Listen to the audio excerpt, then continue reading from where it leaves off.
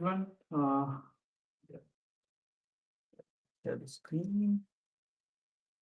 It's just this one. Shit.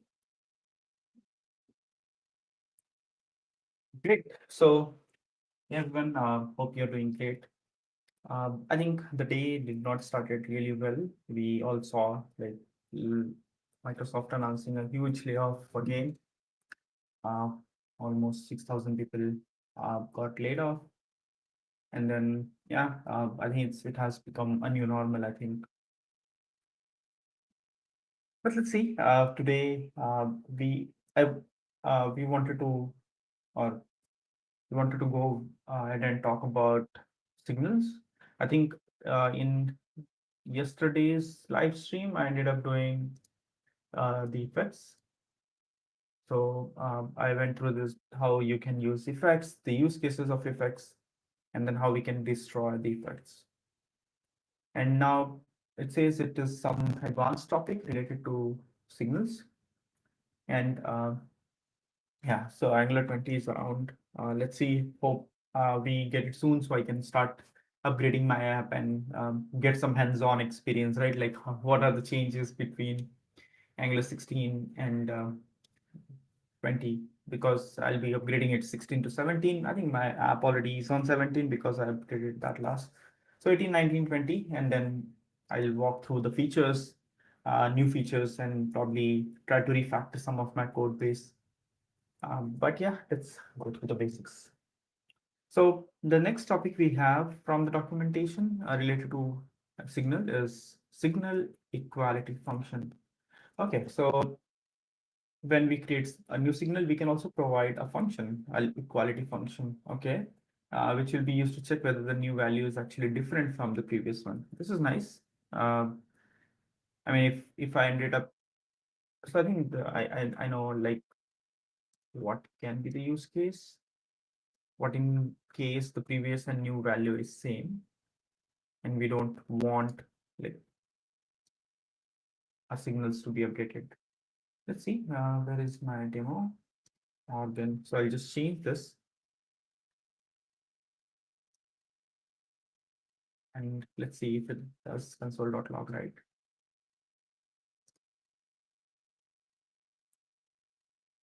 No, it's okay. So if it's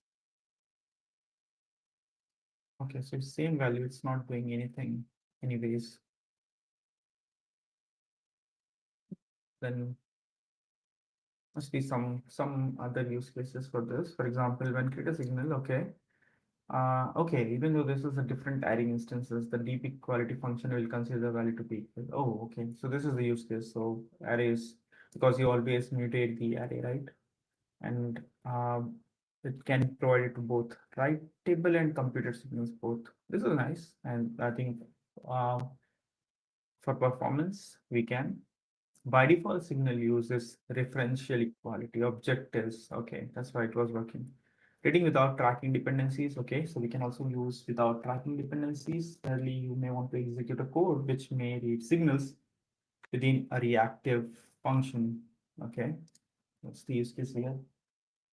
So let's say if you want to execute a code which may read signal with a reactive function such as computed or effect, okay, without creating a dependency. For example, suppose that when current user changes, the value of counter should be locked. You can create an effect which reads both signals. Okay. So what happens in this case? The example will log message when either current user or counter changes. Oh, okay. So this is like uh, we are not tracking dependencies, but like any one of them changes, we will be able to log it. However, if the effect should only run when current user changes, then the read of counter is only incidental. Oh, this is changes to counter shouldn't log a new message. You can prevent a signal by tracking and calling its getter as untracked. Okay, so what happens in this case? So in case counter changes, the effect won't be executed anymore. So untracked is also useful when an effect needs to invoke some external code which shouldn't be treated as a dependency. So let's say if I'm taking current user, I'm marking it as untracked. So logging service reads the signal, they won't be counted as dependencies of this effect. Oh, okay. So user set to user. So if logging service does anything with this. Okay. Hey Anit. Hey Pandian. How are you? How are you doing? So let's go ahead and try this untracked dependencies. So maybe I can create another signal. So I'll just call it as a counter.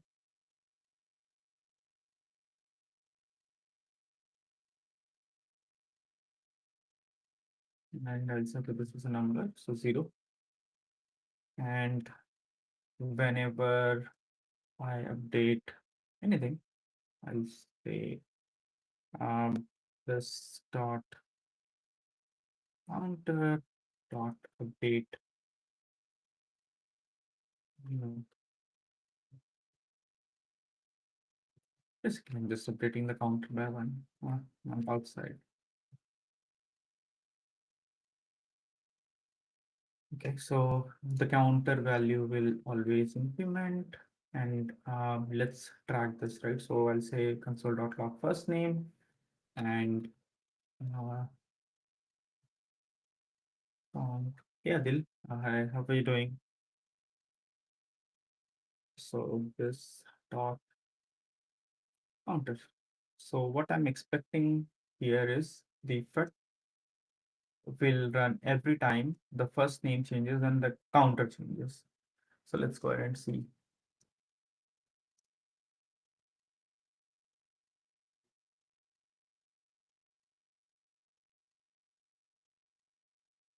Okay, so console, and then Morgan and count is 0, angular hydrated. Let's enter something. Okay, now we see, okay, the effect is running. See, so whenever I change something, because as counter is changing, effect runs. So it's like any one of them, or let's update. Yeah, so it is tracking both. So it is tracking my first name, it is tracking the count both. So now in case I don't want to track counter here, I can mark it as untracked. Let's see if this is what is happening, because one thing which I always believe in is write the code and then verify the changes. Never trust anything blindly, even though it is a doc. It's good practice to follow. Well, so okay, this is mark this as untracked, and untracked is coming from C. So Adil, I'm not sure if you joined the previous live stream, so I'm just exploring the new APIs of Angular. So I'm just going through the signal stock and seeing like what's there, so I can once Angular 20 is out, I can do a migration from Angular 17 to Angular 20, which is a very not very small app, but has like a few libraries, a lot of NGRX, and of course a lot of Angular code. So I'll be migrating that to Angular 20 on the upcoming streams. So that's the plan. So that's why I'm preparing myself basically. So and yeah, let's see where this untracked is. Untracked. So it should be Angular 4. Okay. And now what's happening here? So it says unknown. This is the syntax, right? So it says untracked counter and value brackets. What I'm missing? Don't see any other thing. It says untracked. Okay. So I just did here, right? So was it right?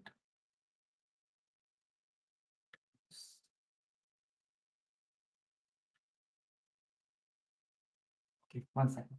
Is this a typo, or you see, we are actually not unwrapping the signal here. So this should be only this. Interesting. Okay, that works. Okay, so let's see what happened to, yeah. Oh, and one thing actually I noticed when I ended the stream yesterday, as I have an SSR enabled, effect is actually logging this on server side as well. So this is very nice. I mean, yeah, you can access these values on server side. And let's see now. So it's not tracking the counter now. Let's update, and now it's working. Oh, so this is a nice use case. So if I don't want to track something, even though it changes, but I just care about one value, I can just mark it as untracked. Nice API. So it's also useful when an effect needs to invoke some external code which shouldn't be treated as a dependency. So for example, this. So whenever I have current user, then the logging, this will be executed. But if logging service does something, it updated some effects, there should not be any changes. Effect cleanup function. So we also have an effect cleanup function. This is nice. So effect might start long running operations, which you should cancel if the effect is destroyed, or runs again before the first operation finished. When you create an effect, your function can optionally accept an on cleanup function as its first parameter. The on cleanup function lets you register a callback that is invoked before the next run of the effect begins. Okay, so this is a good example. I'm just thinking about like maybe, okay, so this is a use case where every 1 second it will reset or clean up uh, the effect function. So this is what it's going to do. Let's see. So there are two ways to do this. One is, of course, we have the reference to function, and then you can destroy. And if there is another way where, let's say, if I'm using effect function, maybe it's something which is useful in case you're using it inside a constructor, and then we can pass on cleanup function and then change it. So yeah, let's see. I'll just do on cleanup. So and then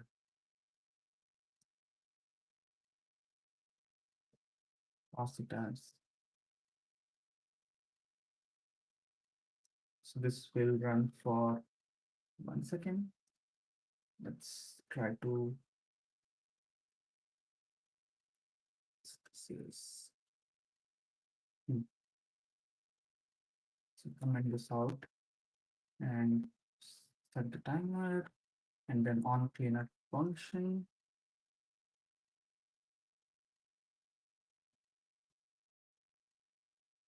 This is, and then we can say, okay, this is clear timeout, timer. And in console.log, what I can do is I can uh, track the counter. So it tracks something. Just remove this, and this, and let's see. So let's see how it behaves. So we know, yeah. So every 1 second, it should components and 1834 nodes to the components.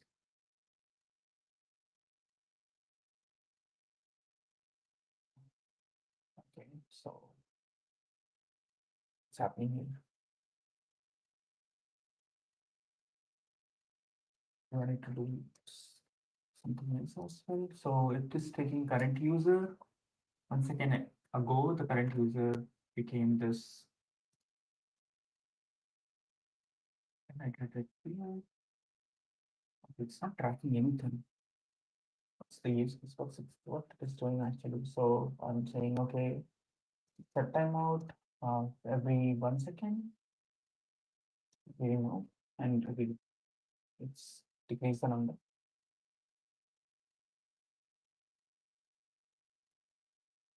Ah, so it doesn't work when we have this code. Maybe I'll just put it inside the constructor and see.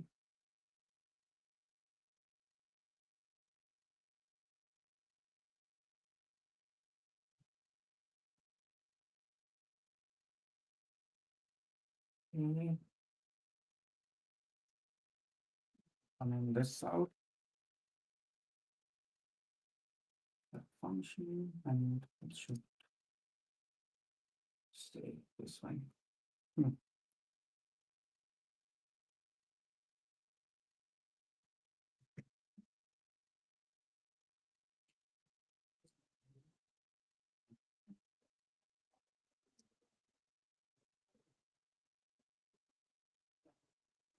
Anything for some reason, not even counter. So on input change, update the counter, and maybe let's see. Counter is this. Why? So there is nothing logged. We can say just do this. And oh, because I have no console.log. Come on.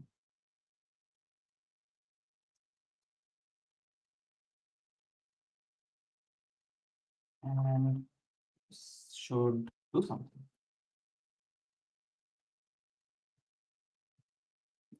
So let's see. Read connected and okay. So and count is 0.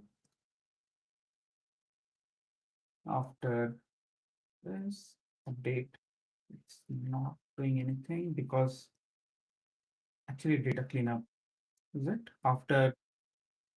Let's increase it to 1 second. So we know like it's increasing the counter or not. And the count is 1. Okay, so I started typing and then it just flew through 1 second. So after 1 second, it destroyed the reference to the effect. So it took 1 second. Yeah, let's see how much is 1000. 1000 is 1 second, 10,000 should be too long, right? But who cares? Hope it doesn't hangs, but let's see.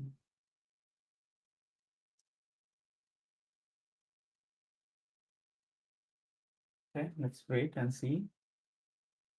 I'm just checking the APIs, guys. So yeah, okay. The count is 11. So it waited for that amount of time, the number of seconds or milliseconds which I have provided here.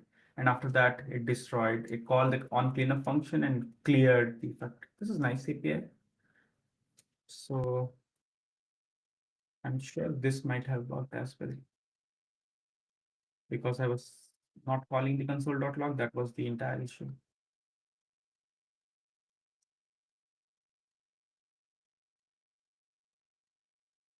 And let's see. So I just remove, increase the number.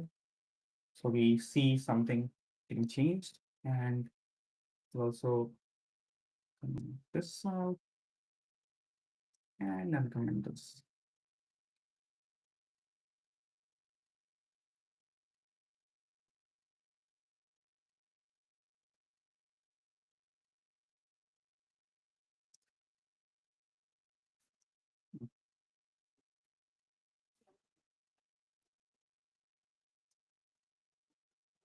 Oops. Now let's wait and it should do some console.log here. Yep. So nice. Okay, so this is another good API. So I'll just keep this here.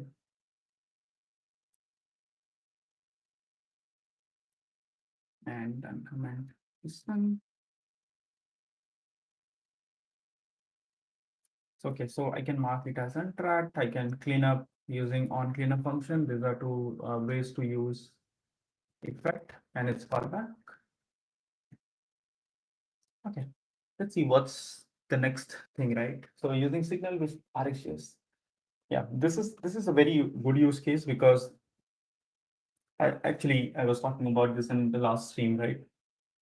So Angular team wants to give a good experience whenever you are working with RxJS, especially when you want to migrate from RxJS to signals. So they have RxJS interop package, so where you can convert RxJS to signals and signals to RxJS. This is nice.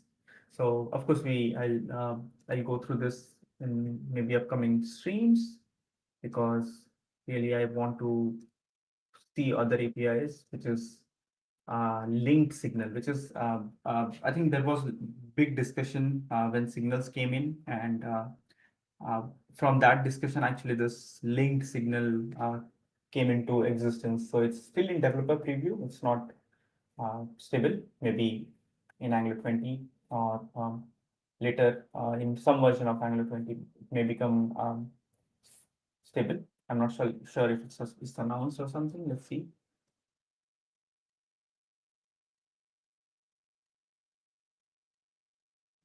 Oh,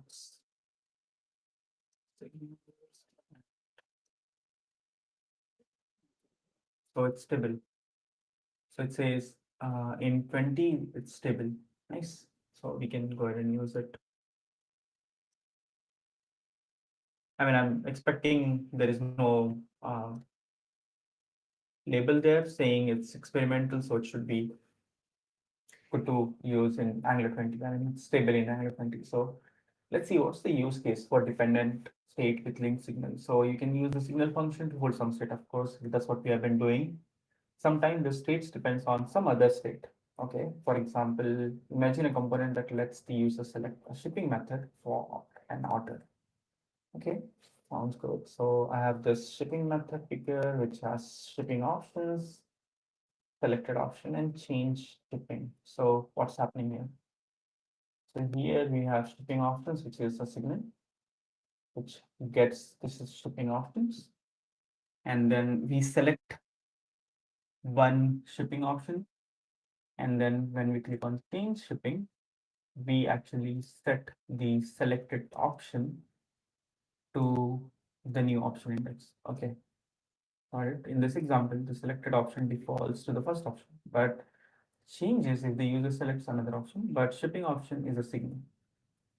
Its value may change if shipping option changes. So you're saying if shipping option is a signal, its value may change if shipping options change. Selected option may contain a value that is no longer a valid option. The link signal function lets you create a signal to hold some state that is intrinsically linked to other state. Revisiting the example above, link signal can replace signal.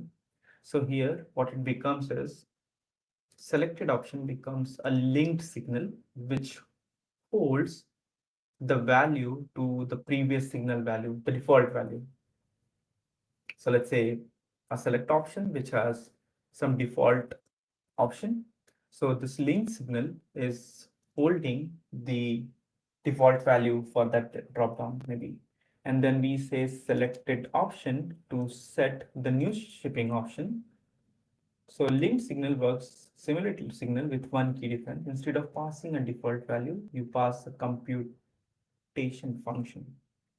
So I'm passing here, I was passing shipping option and then new option index. Here I am doing same. So I'm passing shipping option. But when instead of passing a default value, you pass a computation function, just like the compute. Okay. When the value of computation changes, the value of link signal changes to computation result. This help ensures the link signal always has a valid value. Okay. The following example shows the link signal can change based on the link state. So here we have shipping option, which is round SC, selected option is default round. Then we set selected option to 2, and then selected option becomes C, and then we set to email, we'll call email and postal service. Now shipping option has changed, but it still keeps the reference, and now it's saying the value becomes the default value because we changed the shipping options. This is so we set the new value, and then when we set a new value to this, it goes ahead and updates the linked signal and changes it to the default value again. Oh, this is interesting API. Let's go ahead and give this a try. Okay, maybe ChatGPT. So I'm in chat.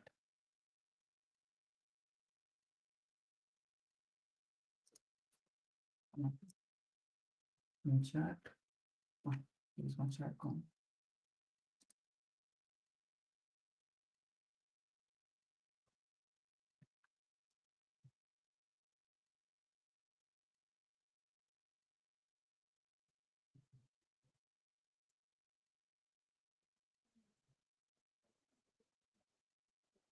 Okay. We have drop down list with with the values. The values array should be signal. Let's see. We'll ask GitHub Copilot to just generate some code and then start. Okay, creating a drop-down list of signal values, update the component to add signal. So it's code.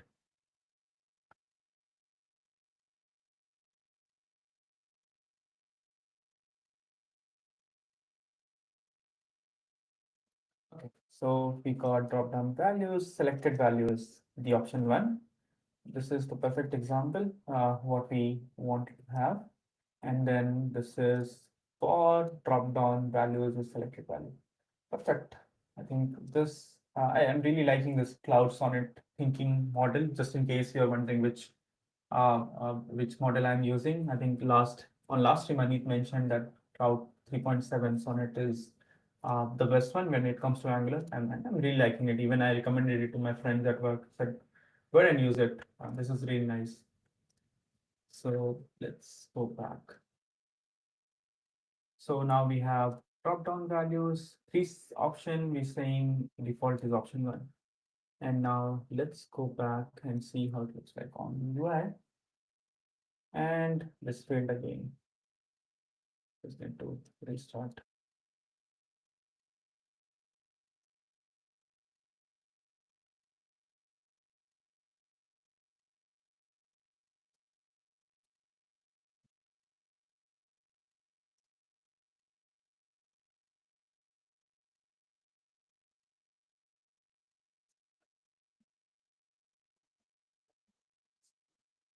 If you encounter application reload issue, you can manually reload the page to bypass it. So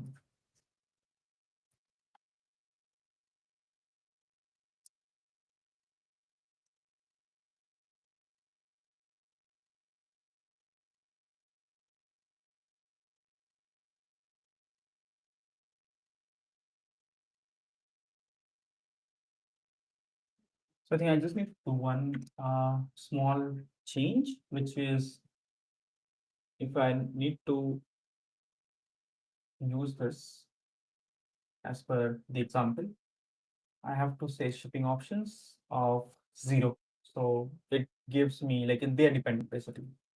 So I can say, okay, this dot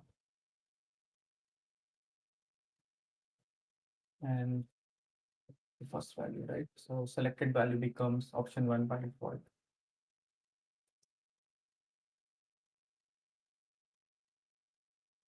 And this selected. Let's see.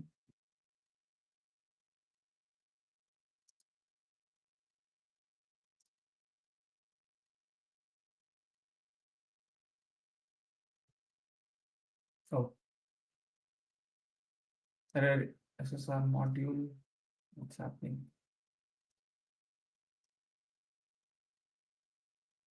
What is change? So I don't see anything apart from RX resource, untracked.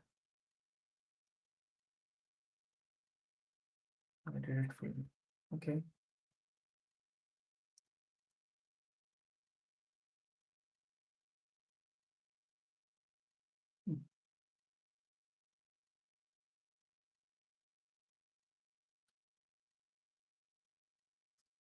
So Anit is saying, if I'm understanding this properly, signal is just like an observable, and effect is basically like subscribing to an observable.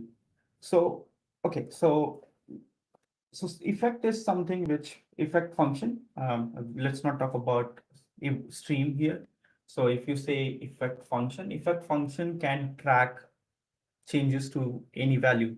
So if you think it's like, yeah, so if you are relating it to subscribing and observable, yes, I think that seems similar.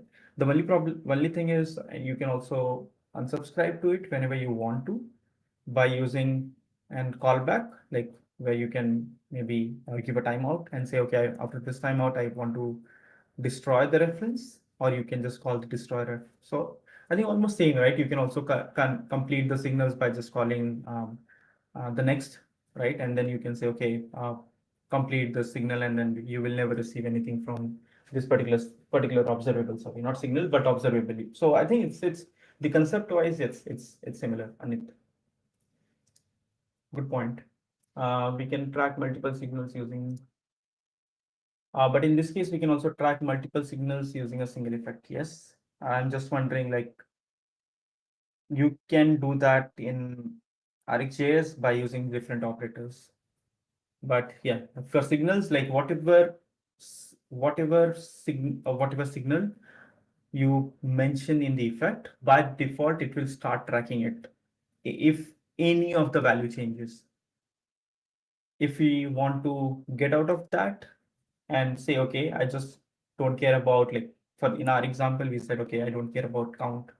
So don't track in case only count changes.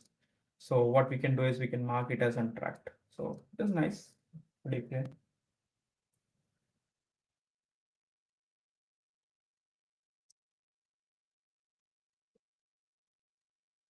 Right, it's taking so much time. Okay, and let's open the new one. No, it says it's working.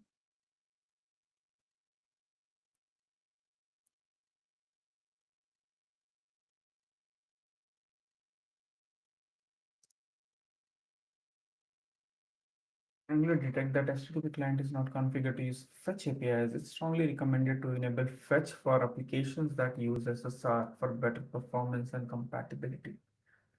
Oh, then why not to make it default? I never change anything. Okay, so select option. So select option 2, select option 3. Nice. So my drop down works as expected. But what we are saying is, in case I change the value of my options. So let's add a button, and I will go ahead and update this. So I'll say, okay, this is a new button, and on click, I'll say update options, update options.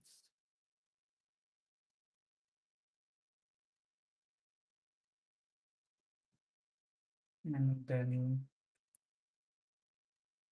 here, I just set something new.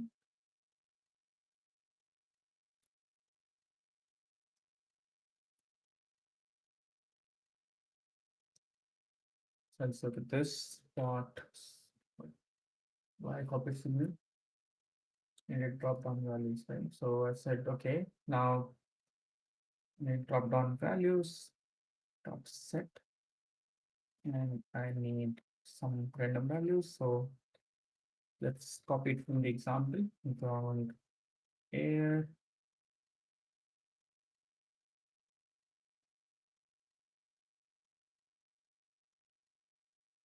and C. So in this case, so we'll have to take off unsubscribing. So Anit has this question, so we'll have to take care of unsubscribing as well, or it might cause vulnerability. I think that was one of the point in the doc as well, that you should be careful. Whenever you have an effect running, you should be careful to like cancel that effect as well. Otherwise, of course, we can run into this issue. So yeah, I'm sure there should be some ESLint rule just to make sure like people are destroying the effects once they subscribe to it, subscribe to it. So let's see option 2, option 3, and now I update option now. So see, so this is a nice use case. So now this value and this value is not in sync because my selected option became, I mean, it has a new state basically. It has different values than previous one, but this is out of sync now. And this is where the link signal can really make a difference. So rather than making it as a signal, we can make it as a linked signal, and then both the states will be in sync. Let's change this. I'll say, okay, hey, don't give me signal, give me a link signal, and let's import it from Angular core, and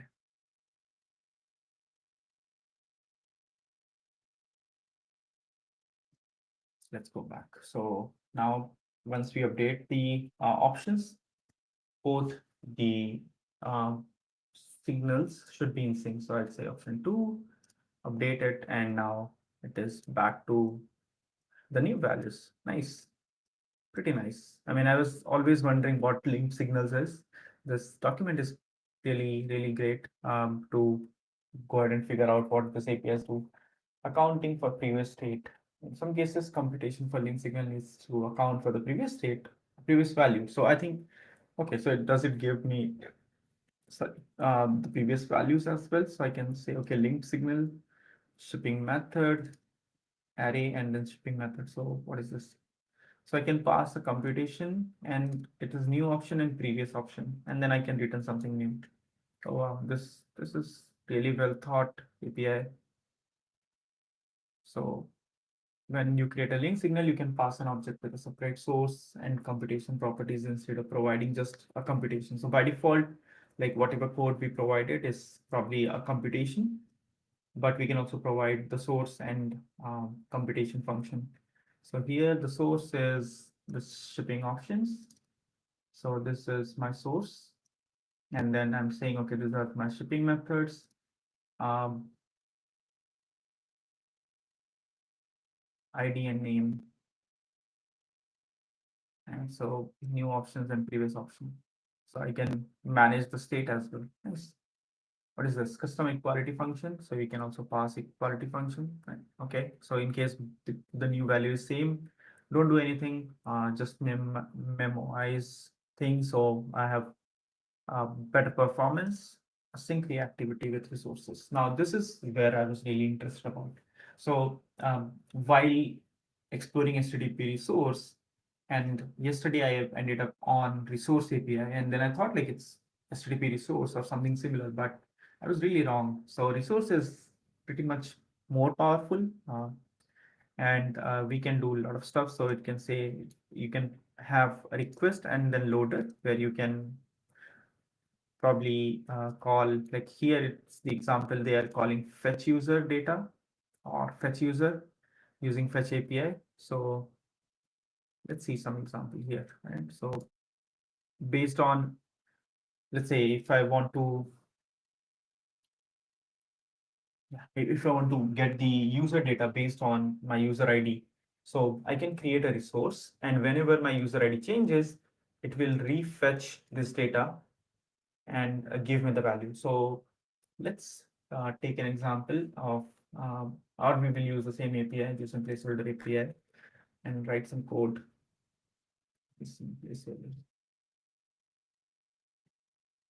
To those, I think there is some slash, yeah. So I can see O/1, right? So we can pass get, I think, to dos or users. There are users API as well. So let's see. I'll start. Let's use the first thing which I'm going to do is I'm going to make one change, which was actually in the console. So it mentioned for HTTP, we can also use fetch API. So I can go to my app config and here provide HTTP client, and we can say with uh, fetch. So it starts using fetch API for making the API calls. So this is one change. And now I can write my resource. So let's see how it looks like. So writing a resource, so I say, okay, user resource, and then we can also reload. So what it does, okay, let's first write the code. So I can, it takes request and it takes a loader function where I can make fetch API or fetch API calls, and it gives me value. It gives me if it has a value, if it has an error, if it is loading, and what is the status of this state resource. So resource status, which can be idle, error, loading, reloading, resolved, and local.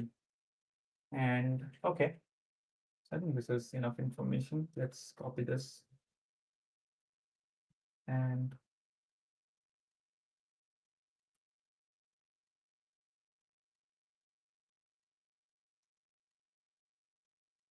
oh, what did I copy? So I just put this, remove this, and user ID. What I can do is I can create another signal called user ID, and is equals to signal of 1. So we have a default value, and then I need to export and go remove this const, make it this dot user ID, and it uses promises. Okay, interesting. So should I use any? Let's not use any. So user ID, what did you mean the instance of? Yes, that's what I did, right? So user ID, this dot user ID, and I need the user class. So I can, yeah, oh, this is a lot of information. So ID, username, email. I think let's take this value, create an user interface with this values.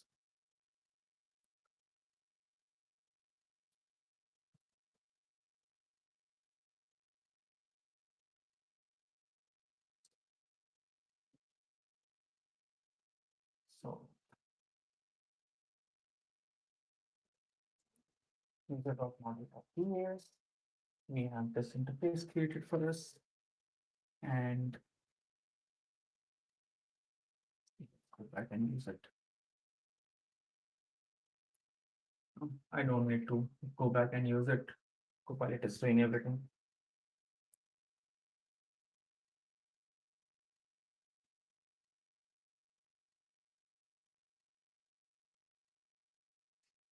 Okay, so now I have this promise of user, and which makes a fetch API call, and then I just need to change the URL.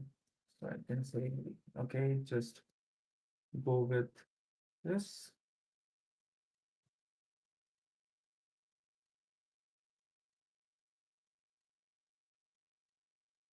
Is something happened? What?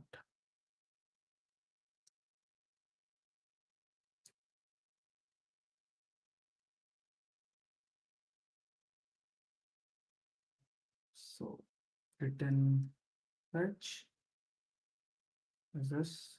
Promise response is not assignable to promise of user. Promise response. So I can say, okay, rather than this API, just use http typecode.com slash users slash request.id. So the request is this, which takes the user ID. And why is this a problem? So promise of response is not equal to promise of user. And the example is same, why it's complaining about it. So it says users request.id Hmm.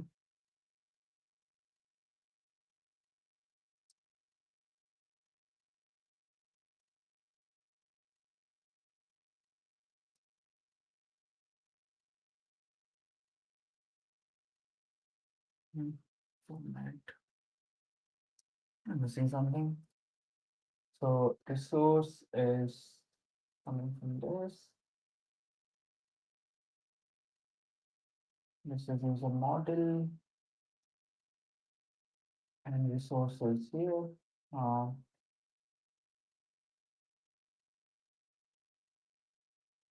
I'll just do in for now. Oh, that's interesting.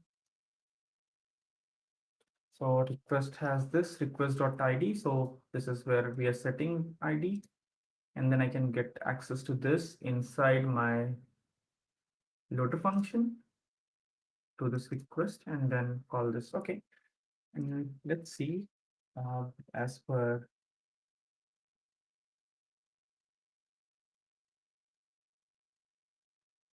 user resource, oh, it also wrote the code here. So I'm just seeing it now. So it says, okay, if resource dot loading, then it says it's loading the data. If there is an error, it says, okay, this is an error, and click on next. I don't need this for now. So I think I can remove and accept. So if I have the value, then it should, I don't know why it's saying it's, what are the status is loading. Okay, so it says there is nothing called loading, but there is loading. And if there is an error, there is an error state. Okay, and otherwise there will be a value. So if the resource API makes the call, there will be an value. I think as we are doing it now on load, I should have some value. On input change does not exist. Why? On input change, on drop down change. Where are this functions gone? Oh, I think there is some closing issue. Oh, okay. What is this? So effect function, and I think this is an extra from the leftover code. Let's format. Ah, oh, this is mess. Ah, I need to commit, otherwise it like really looks very odd. Let's go close this. Exactly where I feel this is inspired by React query. Oh, you mean the resource API? So Anit is saying this resource API, it looks like very similar to what React query has. I never tried React query actually. I never tried it. I hardly tried React. So it also exposes the status. So, and it does the same stuff. Like, is it used for data fetching and everything? Okay, so this looks fine. I don't know why I'm still in the GitHub. This diff, diff view. Come on, let me close all. I don't want this one. Okay, so this is fine. We have all the function. I don't have any tests. And okay, so let's see what we have here. And I got the same error. Oh, nice. Yeah, I think, yeah, as we are seeing, like more and more frameworks are aligning, like they are doing similar stuff. So I think if they took it from some already established library which is already tested in production, then good news. But new concept for the developers like me who was writing Angular for a long time.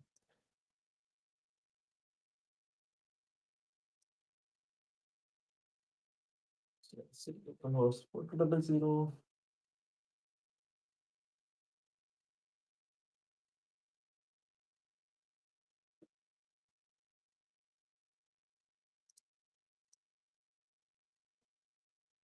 Yeah, I think I know about React Query. I mean, I know what it does. I think, but yeah, never used it because I never like I've hardly written a React code. I think not sure, like, but I heard that no one really writes React nowadays. People are using Next.js. Is that true? Okay, so user information. This is empty for some reason. Let's see what's happening here.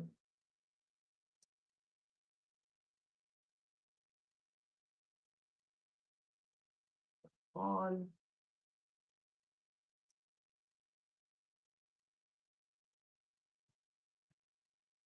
Oh, you worked on a project to migrate from Angular to React. Oh, interesting.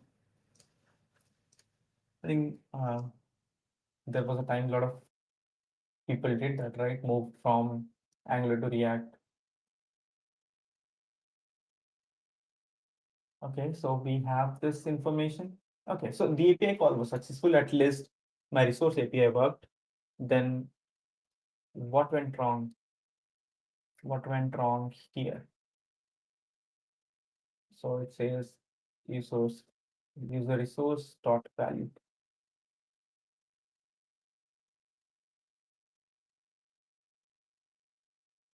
and pipe JSON.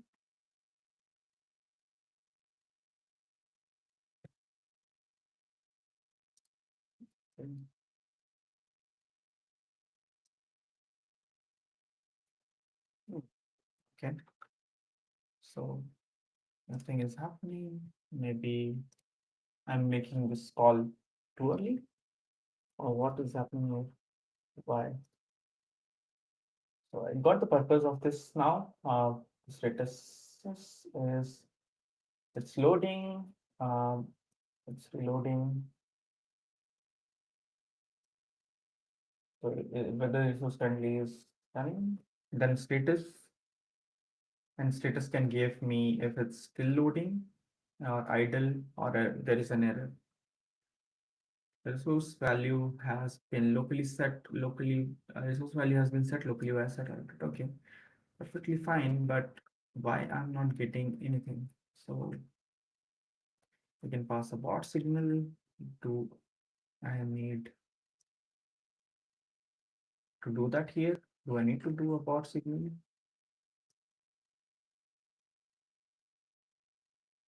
Let's see some example. I think that's optional. So request and okay, I'll just remove this for now and see.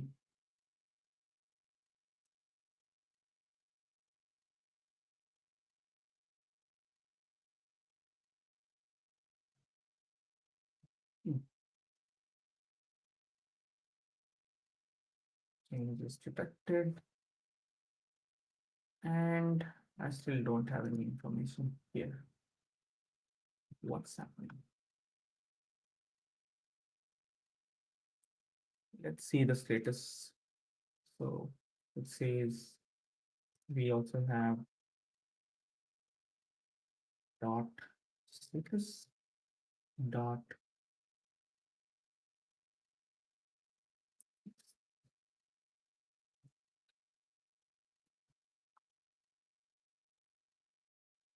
Let's see 4.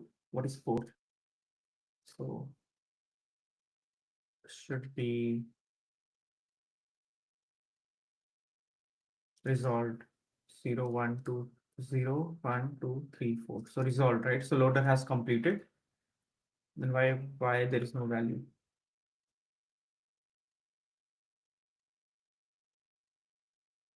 And it says I worked on a project. No, this we already saw. Okay, so it says this can be post Angular 2020 watch party wherein you can stream and launch and your channel and give us feedback on the same. Oh yeah, that's a good idea actually. I haven't done that like since long time. I think last launch party I did was see, I don't even remember which version of Angular is that. But good idea. I mean, probably Anit, if you want to join on the stream, let me know. I mean, I can also invite you. We can do it together. Um, I need to check with Angular team when they are doing it. I mean, when is the live or the release happening? Generally, I need to register for it. So I have to say, hey, I'll be also doing this watch party on my channel, so they can publish it on social media or they can announce it during their stream. Cool. Yeah, let's do that. I hope like it, it's it's not a day with where I'm like really busy, but yeah, that will be fun. Doing it after a long time. Okay, so I'm not sure like why I'm not getting value here. I think the status is resolved and but the value is still empty. Uh, and I'm still waiting, right? So I'm saying, okay, if it's loading, say loading. If user resource, can I do this? Can I say uh, at the rate else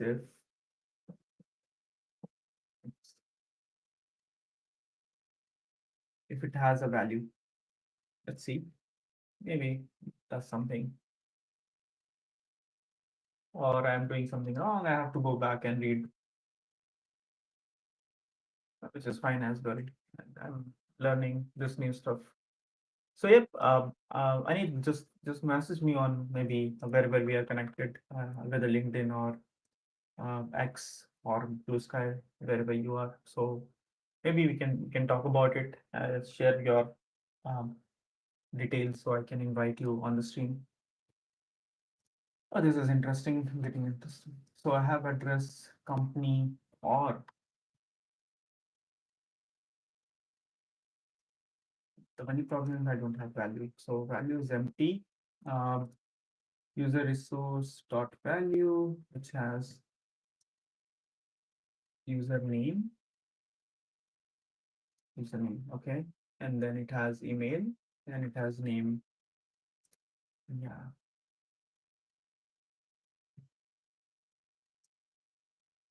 username, email, name, ID. Cool. I don't know. The answer is uh, interesting. So I'm getting the value. It says so else if user resource dot there's a has value, right?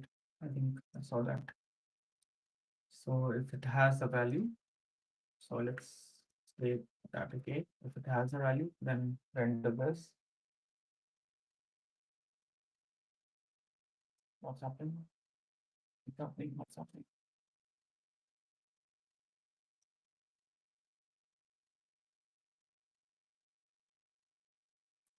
I saw the loading screen. Oh, it's just loading so fast that even I cannot see if it's getting loaded. But it says it has a value, but there is no value. This is interesting. Maybe I'll just go ahead and read about it and see what I'm missing, because it says this is what we need to do. We need to call the resource. It works perfectly fine. The loader is being called. We are getting this data. We are making the fetch API given a bot signal. Okay, and then the only problem is I'm not getting the data here, which is I don't know what's happening here. But yeah, uh, at least I understood the idea behind having this resource API and then a dedicated HTTP resource API as well. So I can just move all my HTTP calls like with get post like those function, because this is not exposing everything to us, if I'm not wrong. It just gives us request and the loader. So that's thing. Okay. So but I can also still do fetch and then I can pass like if I wanted to get post in here as well. Maybe the idea behind having an HTTP source API is we have something similar to HTTP client API. So that's what I think. But this is nice. I really love this API as well. I get all the data which I need. The only problem is I'm not sure like why it's not working, why I'm getting the empty values, which I will check after anyways. But yeah, I think this is it. This was anyways the last section of signals docs. Um, on the documentation page. And then what else? What is next? There's nothing else here related to signals. Then we have component styling selector using DOM APIs, programmatically rendering component. What's this? ng component outlet. Okay, get bio component. Okay, so this is change strategy, custom element schema. Okay, I think yeah, I'll figure this out why it's not giving me any information about the data. But thanks again, everyone for joining. Anit, yes, let's discuss about this. This is nice idea. We should do Angular 20 stream, and yeah, we'll have fun. So see you tomorrow, and I'll probably I have scheduled us. I have scheduled a stream tomorrow as well. I'll skip on Friday because on Friday I'm joining another stream with Angular Air. So it's around 6 p.m. CET where I'll be talking about burnout, getting promoted, and yeah, basically your our work life and um, yeah, work-life balance stuff, right? So last 1 year, yeah, it was hard for me, but I'll be talking about like how I went through this and then how I got promoted to the staff engineer recently at my work. So if you're interested, can we can join Angular Air. I think this will be live streamed. Yeah. So this is the YouTube channel, and this is the website. Sorry, and then you can go to YouTube, Bangalore Air Podcast,